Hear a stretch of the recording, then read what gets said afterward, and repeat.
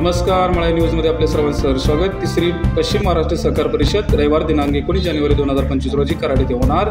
शेती मित्र अशोक राठोड यांनी दिली पत्रकार परिषदेत माहिती। सुधारणा होणं आवश्यक आहे अशा प्रकारची एक वाक्य घेऊन, अशा प्रकारची एक रचना घेऊन मळाई ग्रुप आणि महाराष्ट्र राज्य अर्थशास्त्र विचार मंच कनिष्ठ विद्यालय आम्ही संयुक्त विद्यमानं तिसरी सहकार परिषद रविवार दिनांक 19 जानेवारी 2025ला कराड येथे अर्बन बँकेच्या शताब्दी सभागृहामध्ये बोलवलेली आहे। यापूर्वीच्या 2 सहकार परिषदा झाल्या, त्याच्यामध्ये सहकार क्षेत्रामध्ये ज्या अनिष्ट प्रवृत्ती घुसलेल्या आहेत, राजकारण घुसलेलं आहे, या सर्व बाबीवरती विचारविनिमय झाला।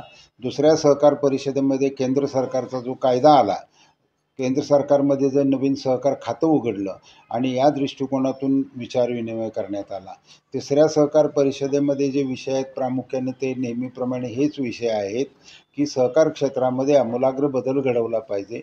जरी केंद्र सरकारचा कायदा आला असला, राज्य सरकार त्याच्यामध्ये सतर्क असलं तरीसुद्धा महाराष्ट्रामधली सहकाराची आत्ताची अवस्था जर पाहिली तर अनेक सहकारी संस्था डबघाईला येत चाललेल्या आहेत, बुडत चाललेल्या आहेत, काही संस्था कागदोपत्री चाललेल्या आहेत आणि या महाराष्ट्रामध्ये सहकाराच्या माध्यमातून फार मोठ्या प्रमाणात खाजगीकरण सुरू आहे।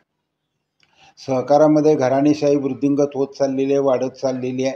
सहकारामध्ये राजकारण घुसत चाललेलं आहे, सहकारामध्ये एकाधिकारशाही येत चाललेली आहे। अशा परिस्थितीमध्ये जो सहकार सर्वसामान्य शेतकरी, सर्वसामान्य माणूस, गरीब माणूस याच्यासाठी त्याच्या प्रगतीचं एक अत्यंत महत्त्वाचं साधन म्हणून उदयाला येत आहे आणि यापूर्वी तो उदयाला आलेला आहे, तर त्या बाबीवरती प्रकाश आम्हाला टाकायचा आहे।